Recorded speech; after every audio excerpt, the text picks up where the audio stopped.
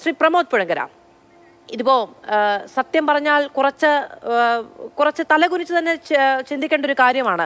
ഇപ്പോൾ പണ്ട് ഈ പടിപ്പുര കൊട്ടി അടയ്ക്കുന്നതിന് മുമ്പ് അത്താഴപ്പട്ടിണിക്കാരുണ്ടോ എന്ന് ചില ആളുകൾ ചോദിച്ചിരുന്നത് പോലെ ഈ പറയുന്ന സാമുദായിക തറവാടുകളുടെ മുറ്റത്ത് പോയി പട്ടിണി പറയുന്ന നില രാഷ്ട്രീയ പാർട്ടികൾക്കുണ്ടാവുക, അവിടെ നിന്ന് അത്താഴം സ്വീകരിക്കേണ്ടി വരുന്ന, കുറച്ച് കടുപ്പിച്ച് പറയുകയാണെങ്കിൽ അല്ലെങ്കിൽ അടുക്കള മുറ്റത്ത് നിന്ന് ബാക്കി എന്തെങ്കിലും ഉണ്ടോ എന്ന് നോക്കേണ്ടി വരുന്ന സാഹചര്യം രാഷ്ട്രീയത്തിൽ ഉണ്ടാവുക എന്ന് പറയുന്നത് ദുരന്തമാണ്. അഭിമാനിക്കാൻ അതിൽ ഒന്നുമില്ല തന്നെ. പക്ഷേ അതിന് മാറ്റങ്ങൾ വരുത്താനുള്ള ശേഷിയുണ്ട് എന്നങ്ങ് വിചാരിക്കുന്നുണ്ടോ?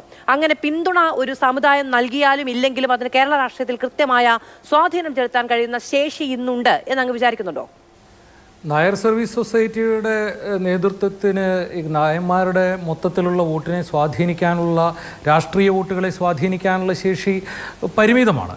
പക്ഷേ അതിനെ കേവലമായൊരു തെരഞ്ഞെടുപ്പ് എന്നുള്ള അർത്ഥത്തിലല്ല ഞാനതിനെ കാണുന്നത്. കേരളത്തിൻ്റെ രാഷ്ട്രീയ സമൂഹത്തെയും കേരളത്തിൻ്റെ രാഷ്ട്രീയ ധാരയെയും സ്വാധീനിക്കാവുന്ന ചില തീരുമാനങ്ങൾ, അതിൻ്റെ പൊതുബോധത്തെ സ്വാധീനിക്കുന്ന ചില തീരുമാനങ്ങൾ, അതിലേക്ക് രാഷ്ട്രീയ കക്ഷികളെ സമ്മർദ്ദം ചെലുത്തിക്കൊണ്ട് അതിലേക്ക് എത്തിക്കാവുന്ന ചില ശക്തികളായിട്ട് കേരളത്തിലെ ഇത്തരം സാമുദായിക സംഘടനകൾ നിലകൊള്ളുന്നുണ്ട്. അതിൻ്റെ ഭാഗമായിട്ട് എൻ എസ് എസുമായി ഈ രാഷ്ട്രീയ കക്ഷികൾ ഉണ്ടാക്കിയെടുക്കുന്ന ചില ഒത്തുതീർപ്പുകൾ അല്ലെങ്കിൽ അവരുടെ സമ്മർദ്ദത്തിന് വഴങ്ങൽ എന്നെല്ലാം കേവലമായ ഒരു വോട്ട് എന്നുള്ളതിനപ്പുറം, തെരഞ്ഞെടുപ്പുകളിലെ വോട്ട് കിട്ടുക എന്നുള്ളതിനപ്പുറത്തിൽ കേരളത്തിൻ്റെ പൊതുബോധത്തെയും രാഷ്ട്രീയ ശക്തികളെയും നിർണ്ണയിക്കുന്ന വലിയൊരു ഘടകം തന്നെയാണ് ഇത്. ഈ സാമുദായിക ശക്തികളുടെ ഈ ദുസ്വാധീനം എന്ന് പറയുന്നത്, പ്രത്യേകിച്ചും SNDP, NSS മുതലായ ഈ കക്ഷികൾ, ഈ സാമുദായിക ശക്തികളുടെ സ്വാധീനവും അതിൻ്റെ ഈ സ്വാധീനം എന്ന് പറയുന്നത് കേരള രാഷ്ട്രീയത്തിൽ നമ്മൾ തുടർച്ചയായി കണ്ടുവരുന്നതാണ്. ഇതിൻ്റെ ഒരു തുടക്കം എന്നുള്ള രീതിയിൽ നമുക്ക് കാണാൻ കഴിയുന്നത് വിമോചന സമരത്തിലാണ്. ഈ വിമോചന സമരത്തിൻ്റെ ഏറ്റവും വലിയ ഇരകൾ എന്നുള്ള രീതിയിൽ നമ്മൾ ഇപ്പോൾ പറയുകയും കാണുകയും ചെയ്യുന്ന കമ്മ്യൂണിസ്റ്റ് പാർട്ടി തന്നെ SNDPയുടെയും NSSൻ്റെയും ഒക്കെ ഈ നേരത്തെ പറഞ്ഞ പോലെ അടുക്കളക്കോലായ നിരങ്ങുന്ന ഒരു കാഴ്ച എന്ന് പറയുന്നത് ഇത്രയും കാലം പറഞ്ഞു നടന്ന നവോത്ഥാനത്തിൻ്റെയും നവോത്ഥാന പാരമ്പര്യത്തിൻ്റെയും ഇടതുപക്ഷ രാഷ്ട്രീയത്തിൻ്റെ കേരളത്തിൻ്റെ രാഷ്ട്രീയ സാമൂഹ്യ രംഗത്തെ വളരെ വിപ്ലവാത്മകമായി പരിവർത്തിപ്പിച്ചെന്ന് പറയുന്ന ഇടതുപക്ഷ രാഷ്ട്രീയത്തിനെ എവിടെ കൊണ്ടുപോയി, ഏത് ആലയിൽ കൊണ്ടുപോയി കെട്ടി എന്നുള്ളതിൻ്റെ തെളിവാണ്. നമ്മൾ കേരളത്തിലെ ഈ സാമുദായിക സംഘടനകൾ ആദ്യമായിട്ട്, ഇപ്പോൾ കോൺഗ്രസ്സിന് ഇതിൽ വലിയ വിരോധമൊന്നും കാണാൻ വഴിയില്ല. കോൺഗ്രസ് തങ്ങളുടെ ഒപ്പം NSS നിൽക്കുകയോ SNDP നിൽക്കുകയോ ചെയ്യുന്നു എന്നുള്ളത് മാത്രമാണ് കോൺഗ്രസിൻ്റെ പ്രശ്നം. സ്വാഭാവികമായിട്ടും SNDPയുടെയും NSSൻ്റെയും ഇപ്പോഴത്തെ നേതൃത്വം എന്ന് പറയുന്നത് കോൺഗ്രസിൻ്റെ VD സതീശനൊക്കെ ഉള്ള നേതൃത്വത്തിനെ പിന്തുണയ്ക്കുന്നതിന് വ്യക്തിപരമായി തന്നെ വിമുഖരാണ് എന്നുള്ളൊരു പ്രശ്നം നേരിടുന്നുണ്ട്. അല്ലാതെ കോൺഗ്രസ്സിന് സാമാന്യമായി കോൺഗ്രസിൻ്റെ നേതൃത്വത്തിനോ ഇത്തരത്തിൽ സാമുദായിക സംഘടനകൾ രാഷ്ട്രീയത്തിൽ ചെലുത്തുന്ന ഇത്തരം സ്വാധീനത്തെക്കുറിച്ച് എതിരഭിപ്രായമൊന്നുമില്ല. അവർക്കതിൽ സന്തോഷമേ ഉള്ളൂ. പിന്തുണയ്ക്കുകയാണെങ്കിൽ വിമോചന സമരമെന്ന ജനാധിപത്യ വിരുദ്ധ സമരത്തിൻ്റെ കാലം തൊട്ടേ അത് ആസ്വദിച്ചു വരുന്നവരാണ് കോൺഗ്രസ് നേതൃത്വം. പ്രശ്നമെന്ന് പറയുന്നത് ഇടതുപക്ഷ രാഷ്ട്രീയം കൈയാളുന്ന രാഷ്ട്രീയ കക്ഷികൾ, അവർ കമ്മ്യൂണിസവും മാർക്സിസവും ഒക്കെ കൈയൊഴിഞ്ഞിട്ട് എത്രയോ കാലമായെങ്കിലും അവർ ഇപ്പോൾ ബൂർഷ്വാ നവോത്ഥാന മൂല്യങ്ങൾ പോലും, ലിബറൽ ഡെമോക്രസിയുടെ മൂല്യങ്ങളെപ്പോലും, ഉദാര ജനാധിപത്യത്തിൻ്റെ പുരോഗമന മൂല്യങ്ങളെപ്പോലും കൈയൊഴിയുന്ന ഒരു തലത്തിലേക്ക് എത്തിയെന്നുള്ളതാണ്. NSSുമായുള്ള ഈ ഒത്തുതീർപ്പ് എന്ന് പറയുന്നത് ഒരു ചെറിയ കാര്യമല്ല.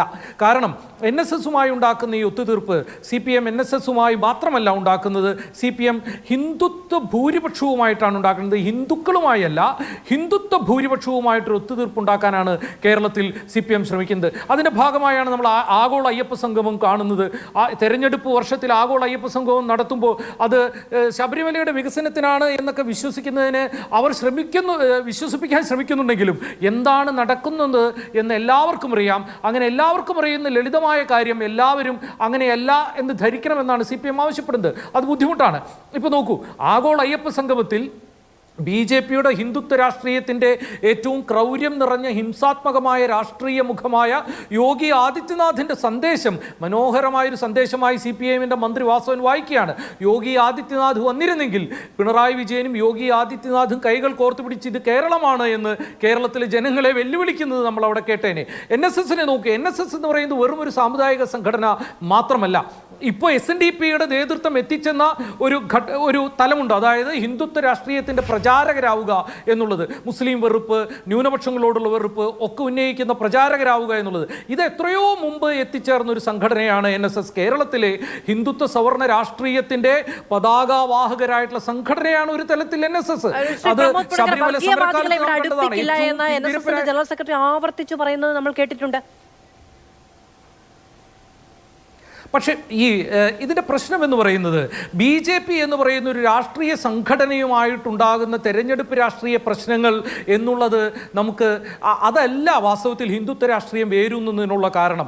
അത് വാസ്തവത്തിൽ ഒരു പൊതു സാമൂഹ്യ ശരീരത്തെ ഹിന്ദുത്വ രാഷ്ട്രീയത്തിന് പാകമാക്കുക എന്നുള്ളതാണ്. ഇപ്പോൾ ശബരിമല സമരം ചെയ്തത് അതാണ്. നിങ്ങൾ കുലാചാരങ്ങളെയും ഹൈന്ദവതയുടെ അത്തരം ആചാര നിഷ്ഠകളെയും സവർണ ആചാര നിഷ്ഠകളെയും എല്ലാം ഒരു സമൂഹത്തിൽ അടിച്ചേൽപ്പിക്കുകയും അതിൻ്റെ പ്രചാരണം നടത്തുകയും ചെയ്യുമ്പോൾ സ്വാഭാവികമായും ജാതി വ്യവസ്ഥയുടെ ജാതിയുടെ പ്രാമുഖ്യത്തെ മുന്നോട്ട് കൊണ്ടുവരുമ്പോൾ എല്ലാം അവിടെ ശക്തിയാർജിക്കുന്നത് ഹിന്ദുത്വയാണ്. അല്ലാണ്ട് BJPയുടെ രാഷ്ട്രീയ നേതൃത്വവുമായിട്ട് എന്തെങ്കിലും വിരോധമുണ്ടോ എന്നുള്ളതല്ല. നോക്കൂ, വാസ്തവത്തിൽ ഒരു കാര്യം കൂടി പറയട്ടെ. NSSന് വർഗീയവാദികളുമായിട്ടുള്ള അടുപ്പക്കുറവ് എന്ന് പറയുന്നത് അവരെ വേണ്ടത്ര പരിഗണിക്കാത്തതിൻ്റെയോ അല്ലെങ്കിൽ പ്രാമുഖ്യം കിട്ടാത്തതുകൊണ്ടാണ്. 1958 മെയ് മാസത്തിൽ ഗോൾവാർക്കൽ കേരളത്തിൽ വന്നപ്പോൾ എറണാകുളത്ത് നടന്ന സ്വീകരണ യോഗത്തിൽ അധ്യക്ഷൻ മന്നത്ത് പത്മനാഭനായിരുന്നു. മന്നത്ത് പത്മനാഭനും R ശങ്കറും കൂടിയിട്ടാണ് നമ്മുടെ ഇന്നത്തെ ഈ വിശാല ഹിന്ദു ഐക്യത്തിൻ്റെ പ്രാഗ്രൂപങ്ങളിലൊന്നായിട്ടുള്ള ഹിന്ദു മഹാമണ്ഡലം കേരളത്തിൽ ഉണ്ടാക്കിയത്.